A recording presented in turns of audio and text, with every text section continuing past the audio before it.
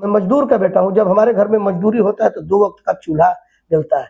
उसकी सपना मर जाएगी और यही दफन हो जाएगी कि अब हम लोग विधायक नहीं बनेंगे।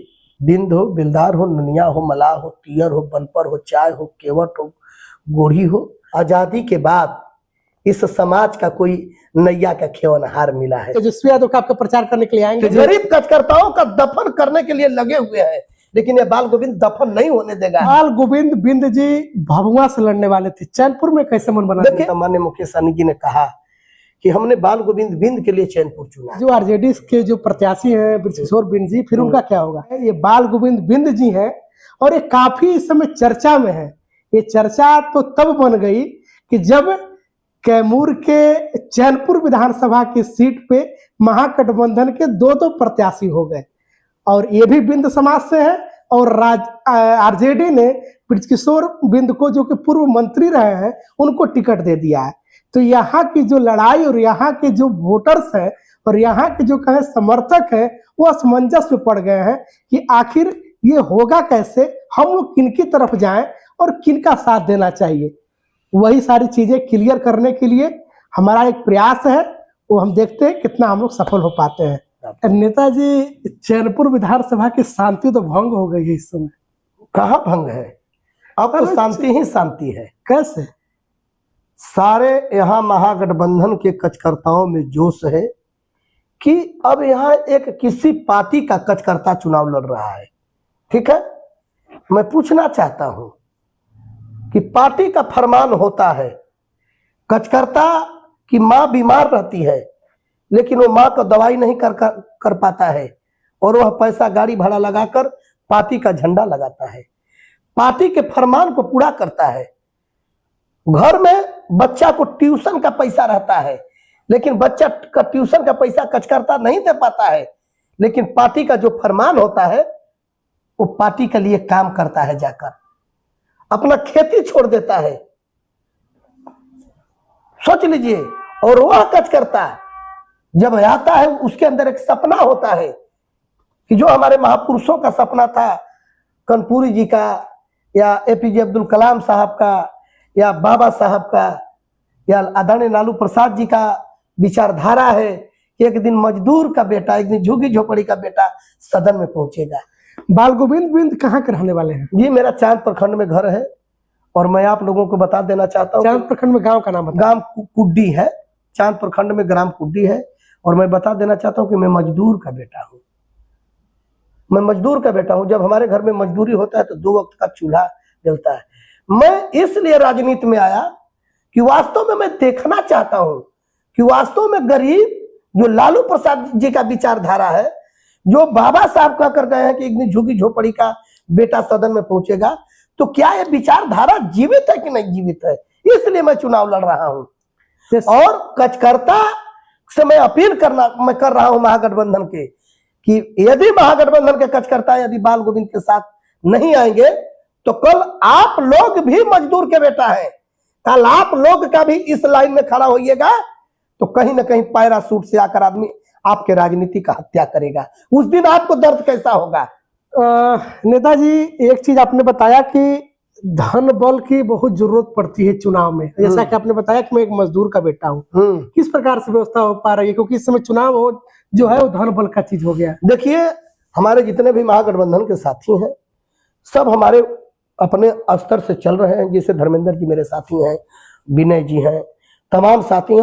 उसके बाद हमारे आदरणीय नेता माननीय मुकेश सहनी जी हैं, उन्होंने लड़ने का सारा व्यवस्था हमसे किए और कहे कि बाल गोविंद, तुम गरीबों के पास जाओ और गरीबों से कहो कि जागो, अपने अतीत को पहचानो, उनके सोए हुए जमीर को जगाओ कि आज बाल गोविंद लड़ रहा है, कल दूसरा बाल गोविंद लड़ेगा तो फिर उसके लिए आप क्या करिएगा? मैं अपने नहीं, मैं आने वाली पीढ़ी के लिए लड़ रहा हूं। मैं आने वाली पीढ़ी के लिए सबक सिखा रहा हूं। नहीं तो आने वाली पीढ़ी गुलाम होने जा रही है। फिर कोई मजदूर का बेटा किसी कौम का हो, कोई गरीब का बेटा फिर विधायक बनने का सपना छोड़ देगा, उसकी सपना मर जाएगी और यही दफन हो जाएगी कि अब हम लोग विधायक नहीं बनेगी। कि जिस वोट पे साहनी जी दावा करते हैं हम्म। उस में कौन कौन सी जाति आती है? उसमें देखिए 22 हमारी उपजाति है। बिंद हो, बिलदार हो, ननिया हो, मलाह हो, तियर हो, बनपर हो, चाय हो, केवट हो, गोढ़ी हो, तमाम हमारी गंगोता हो, है ना, खुलवट हो, सुरहिया हो, है ना, ये तमाम हमारी 22 गो जातियां हैं। और सारे आदरणीय नेता माननीय मुकेश सहनी जी को नेता मान चुकी हैं। आजादी के बाद इस समाज का कोई नैया का खेवनहार मिला है। यह समाज तो भगवान राम को पार किया है और आज इस समाज की नैया बीच मझधार में है, लेकिन इस नाव के खेवैया आ गए हैं। और हमारे आदरणीय नेता माननीय मुकेश सहनी जी ने महागठबंधन के मजबूत, आप लोग मीडिया में सुने होंगे कि हमारे आदरणीय नेता तेजस्वी प्रसाद जी बिहार के यदि सीएम होंगे तो डिप्टी सीएम मुकेश सहनी होंगे, और उनके कहने पर मैं आया हूँ। तो एक चीज बड़ा असमंजस है कि महागठबंधन में कौन सी पार्टी आपकी मदद कर रही है? सारी पार्टी मदद कर रही है, सब लोग मदद कर रहे सारे लोग कचकर्ता। देखिए यहाँ के अच्छा, आपके चुनाव प्रचार में कौन कौन से लोग? सारे कचकर्ता आ गए। आप लोग देखिए ना, कल आज भर इंतजार, कल देखिए ना, कल परसों ले सारे कचकर्ताओं में लहर यह है कि अब जमीनी कचकर्ता आया है और सारे अंदर के खुशी नौजवानों के अंदर खुशी हो ये गई तो है। ठीक है नेताजी, हम आपको यहाँ रुकेंगे। हम ये जानना चाहते हैं कि कार्यकर्ता तो ठीक है, पटना से कौन कौन लोग आपके प्रचार में आ रहे हैं? तेजस्वी यादव का आपका प्रचार करने के लिए आएंगे? तेजस्वी जी आएंगे, दीपंकर भट्टाचार्य जी आएंगे, उसके बाद मुकेश सहनी जी भी आएंगे, नेताजी तो आइबे करेंगे।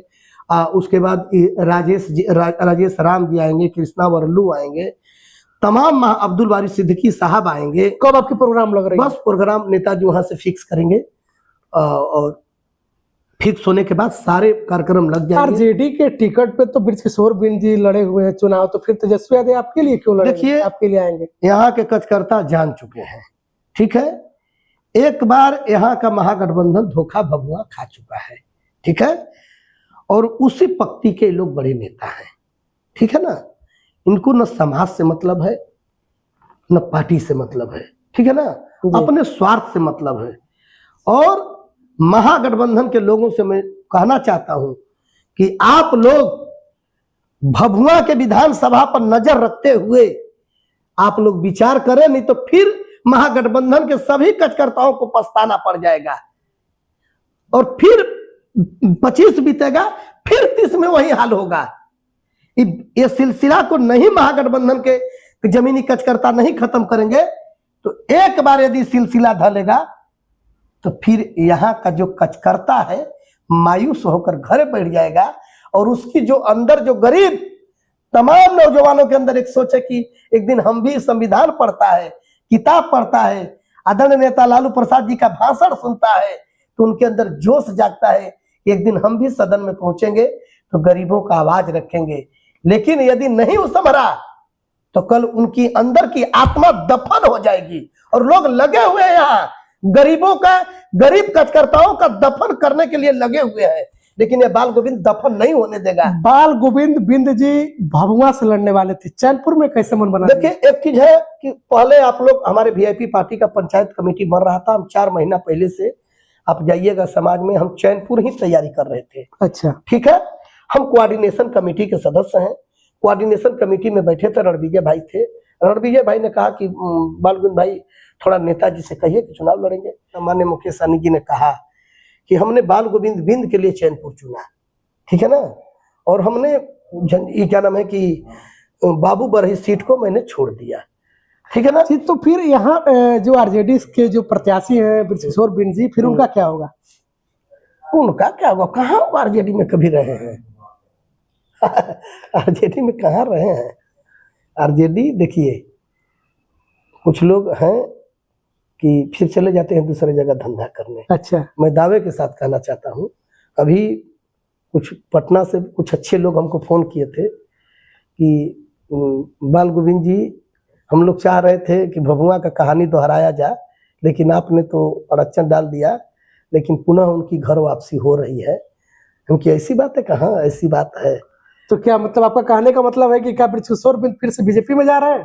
कोई भी राजनीति करने वाला का कोई नीति सिद्धांत नहीं है तो कोई कहीं भी जा सकता है। किसी का मैं नाम नहीं धरता हूँ, जिस राजनीति में नीति सिद्धांत होना चाहिए। मैं वादे के साथ कहता हूं कि भोला यादव को कोई करोड़ों करोड़ देगा, भोला यादव आरजेडी नहीं छोड़ेंगे, इसलिए कि 37 साल उनकर उम्र हो गई।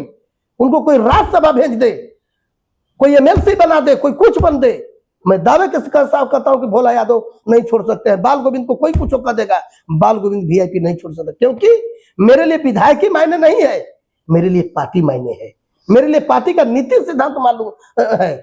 तो आरजेडी में आज भी कार्यकर्ता जो है उनके लिए पार्टी का नीति सिद्धांत मालूम रहे, और जो लोग अपने स्वार्थ में आज हारेंगे जीतेंगे चले जाएंगे, न उनका कोई नीति है, न कोई सिद्धांत है, न कोई पार्टी में आस्था ही है। ये कल हम इंटरव्यू ले रहे थे तो बृजकिशोर बिंद जी का कहना है, जब हम आपके बारे में पूछे कि आपके एक भाई भी लड़ रहे हैं चुनाव आप ही के महागठबंधन से, तो बोल रहे हैं कि कोई भी हो, जब मैदान के जब जंग में आ गया है, जंग के मैदान में, तो पहला बाण हम उसी को मारेंगे जैसे कोई भी हो, चाहे हमारा भाई ही क्यों ना हो। क्या कुछ कहेंगे? देखिए, यहाँ बाढ़ की लड़ाई नहीं है ना, यहाँ वोट की लड़ाई है, और हम कार्यकर्ता के बीच में जाएंगे। हमारे बीच लोगों के पास पैसा है, उन लोगों के पास बम गोल हथियार है, वो लोग चला सकते हैं। मेरे पास कार्यकर्ता है, और मैं नहीं लड़ रहा हूँ, यहाँ का महागठबंधन का कार्यकर्ता चुनाव लड़ रहे हैं। हम एक बार नहीं कई बार कह चुके हैं कि हमारे पास कहाँ पुरुषार्थ है लड़ने का। मैं कार्यकर्ता को, और मैं कार्यकर्ता से बार बार कह रहा हूं कि आज बाल गोविंद है, कल इस लाइन में आप भी खड़ा हो जाओगे, लेकिन आप जो बाल गोविंद का हसर होगा वही हसर आपका होगा। उस दिन बैठ कर रोइएगा आप। वो बाण कह रहे हैं, आपके पास कौन सा बाण है? हमारे पास हमारे कार्यकर्ता का बाण है, हमारे पास कार्यकर्ता का बाण है, और उस बाण को लेकर घूम रहे हैं आप? बस चल रहा है सब। अंदर देखिए ना, प्रचार में लगा। हमारे पास कोई बाण ही नहीं है, हमारे पास केवल कार्यकर्ता ही है, और हम कार्यकर्ता के बल पर चुनाव लड़ रहे हैं। महागठबंधन का बड़ा नेता कौन? तेजस्वी प्रसाद जी। तो फिर तो लड़ा है बृजकिशोर बिंद जी। छोड़िए ना, आज आपको खुदे पता चल जाएगा। आपके पक्ष में आके बोल रहे हैं, देखिएगा ना, ऐसा नहीं है। हमें पूर्णतः विश्वास है तेजस्वी प्रसाद जी पर, और हम पूर्णतः लालू जी पर विश्वास है कि वो कभी अपने कलम से गरीबों का अनहित नहीं किए हैं। हमें विश्वास है कि वो गरीबों की लड़ाई लड़े हैं, और आज भी वो गरीब की है उनके यहाँ न्याय मिलेगा। हमें 100% गारंटी मैं देता हूं कि तेजस्वी प्रसाद जी के यहाँ गरीबों का कभी अनहित नहीं हुआ है, और आज भी अनहित नहीं होगा। हमें कोई गारंटी लिखवा ले न ले कि तेजस्वी प्रसाद जी के यहाँ कभी गरीबों का अनहित नहीं हुआ है, और आज भी यह बाल गोविंद बिंद गरीब प्रत्याशी है, तो आज भी उनके यहाँ हमारा अनहित नहीं है, हित है। आपकी लड़ाई किससे है? वर्तमान विधायक जमा खां से, या फिर? हमारी लड़ाई किसी से है ही नहीं है, एक ही याद कर लीजिए, हमारी लड़ाई किसी से नहीं नहीं है। हम कहाँ लड़ रहे हैं? कार्यकर्ता लड़ रहे हैं, यहाँ के जनता लड़ रहे हैं, यहाँ के बेरोजगार लड़ रहे हैं, यहाँ के किसान लड़ रहे हैं, यहाँ के मजदूर लड़ रहे हैं, यहाँ के जो दवाई के अभाव में जिंदगी झेल रहे हैं वो लड़। उनसे पूछिए कि आपकी किससे लड़ाई है, हमसे क्यों पूछ रहे हैं? यहाँ के किसान से जाकर पूछिए, जो जुताई बोवाई क्या नाम है कि खाद पानी का उधार पैसा रहा है, और उनके खेत में चला है जेसीबी, उनसे पूछिए कि आप किससे लड़ रहे हैं। यहाँ के मजदूर से पूछिए कि आप किससे लड़ रहे हैं। हम क्या किससे? हम तो चल रहे हैं, हमारे पीछे जो यहाँ के मतदाता मालिक वो लड़ रहे हैं, उनसे पूछिए कि आप किससे लड़ रहे हैं। वर्तमान विधायक जमा खां कहते हैं कि जो चैनपुर विधानसभा में जो हमने विकास की जो लकीर खींच दिया है वो किसी से संभव नहीं। कहने के लिए तो कुछ लोग कर देंगे, छोड़िए ना कहने के बाद। कहने के लिए तो बहुत कुछ, जनता मालिक है ना कि क्या लकीर खींचा है। रेड़ा धान पर आया था और जेसीबी चल रहा था, ये तो विकास है ना। रेड़ा पर धान आया था, जेसीबी चल रहा था, और किसान से पूछिए ना, जिसकी उम्मीद थी कि खेत बेचेंगे तो बेटी का शादी करेंगे, उसकी उम्मीद थी कि धान बेचेंगे तो बेटा को पैसा भेजेंगे पढ़ने के लिए, उसकी उम्मीद थी कि यह धान का फसल बेचेंगे तो बेटी का शादी करेंगे, उस उम्मीद थी कि इस पैसा से मेरा बच्चा कॉलेज जाएगा। अब तो बेटी का शादी भी रुक गया, बच्चा का पढ़ाई भी रुक गया। उससे उस परिवार से पूछिए ना जाकर, वो विकास के बारे में बताएगा।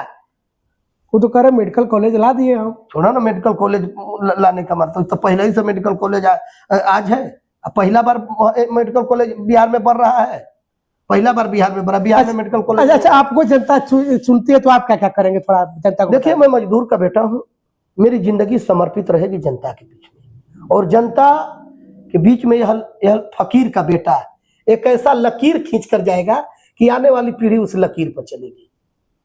यह फकीर का बेटा एक ऐसा लकीर खींचेगा कि आने वाली पीढ़ी उस लकीर पर चलेगी। और जो लोग यहाँ चुनाव लड़ रहे हैं, जो मंत्री हैं, चाहे पहले का मंत्री हैं, उनके बारे में भी जनता जान चुकी है, ऐसी बात नहीं है ना। यहाँ में जनता ने नकार चुकी है। अब जनता के बीच में हम जा रहे हैं, और जनता का यही है, हर झुग्गी झोपड़ी का आवाज है। बहुजन जो अभी लड़ रहा है, बहुजन से आपको कितनी चुनौती है? तो कहते हैं कि सब बाबा साहब को मानने वाले लोग हमारे साथ हैं भाई, उनके अंदर खुशी की लहर है कि अब तो अंबेडकर जी को मानने वाला बाल गोविंद बिंद आ गया, उनके अंदर खुशी ना है। बहुजन के लोग जमा भाई को जिताकर नहीं देखे थे, बहुजन के लोग जमा भाई को जिताकर नहीं देखे थे, नहीं जानते हैं। जब स्वराज भी आ गया है, चलिए ठीक है, आप देखिए, अपना अपना दल है, सारे लोग लगे, और खासकर ब्राह्मण देवता का भी हमको आशीर्वाद मिल रहा है, ठीक है ना। और जितने भी हम तो भाई बराबर सेवा करने वाले हैं, है कि नहीं। हम तो भगवान राम के भक्त, नाव से पार किए, खवाई ने लिए, तो हम लोग तो बराबर सेवा ही में मेरी जिंदगी बीती है। क्या चैनपुर में जो भी स्थिति है उसका असर कैमूर के चारों विधानसभा सीट पे महागठबंधन को पड़ने जा रहा है? हाँ, महागठबंधन तो मजबूती से चारों विधानसभा है, उसमें किंतु परंतु नहीं है। हमारे सारे कार्यकर्ता लगे हुए हैं महागठबंधन में। अच्छा, मोहनिया में जो अभी स्थिति हो गई थी, श्वेता सुमन का नामांकन रद्द हो गया, रवि पासवान आ गए, तो रवि पासवान जी को आदरणीय नेता तेजस्वी प्रसाद जी लाइव के माध्यम से बोल दिए हैं, और हम लोग नामांकन रद्द होने के कारण क्या मानते हैं मोहनिया में? अंदर क्योंकि आप यहाँ प्रदेश अध्यक्ष भी हैं और पार्टी के बड़े नेता हैं आप। अब देखिए, एक चीज है ना कि कहाँ कागज में गलती कर रहा नहीं रहा, उस पर अभी हम ध्यान नहीं दिए, है ना कि अभी हम लोग इधर हुए, उस पर लगे हुए हैं। लोग, कुछ लोग गलत किए हैं। श्वेता जी पहले लड़ी थी चुनाव, उस समय रद्द नहीं हुआ, आज रद्द हुआ, तो कहीं ना कहीं साजिश है। चुनाव के बाद उसका भी हिसाब होगा, ठीक है ना। देवतुल्य जनता से क्या कुछ हमारे मंच के माध्यम से आग्रह करना चाहेंगे? देवतुल्य जनता से आग्रह मैं करना क्या चाहूँ, मैं देव जनता के बीच में मैं जा रहा हूँ और कह रहा हूँ कि आप लोग बाल गोविंद बिंद को तरफ से आप लोग खड़ा होइए, और चौक चौराहे चट्टी पर यही कहिए कि एक मजदूर के बेटा को हम लोग चुनाव जिता रहे हैं। आप चौक चौराहे चट्टी पर कहिए कि एक मजदूर के बेटा को हम लोग सदन में भेज रहे हैं, और कल इसके बदले में दूसरा भी मजदूर का लड़का आएगा तो उसको भी सदन में भेजेंगे। ये जनता से मैं आग्रह करना चाहता हूं। और नहीं तो कल आप चौक चौराहे पर कहकर खड़ा होकर कहिएगा कि मैंने एक मजदूर के बेटा को हरा दिया, और कल मेरा बेटा भी चुनाव लड़ेगा तो उसको भी हरा देंगे। हम तो यह मिसाल बनकर आए हुए हैं, आने वाली पीढ़ी के लिए मिसाल बनकर आए हैं कि कल यह बाल गोविंद बिंद है तो कल कोई भी झुग्गी झोपड़ी का लड़का चुनाव लड़ेगा, और नहीं तो जितनी भी झुग्गी झोपड़ी का मजदूर का बेटा है, उनकी जो आगे की सोच है, उनकी दफन लोग लगे हुए कि इनके दफन कर दे इनके सोच को, लेकिन यह बाल गोविंद बिंद दफन नहीं होने देगा। दीजिए इजाजत दर्शकों, प्रश्न तो बहुत है, समय का अभाव है, नेताजी को क्षेत्र में भी निकलना है। आप लोग का इंटरव्यू कैसा लगा, और हमारा जो प्रयास रहा कि नेताजी से वो सारी चीजें आप लोग के समक्ष रखें, हम कितना सफल हुए, आप एक कमेंट बॉक्स में बताएंगे। वैसे दीजिए इजाजत, मिलते हैं फिर नेक्स्ट वीडियो में, तब तक के लिए देखते रहिए वंदे भारत समाचार। बहुत बहुत धन्यवाद।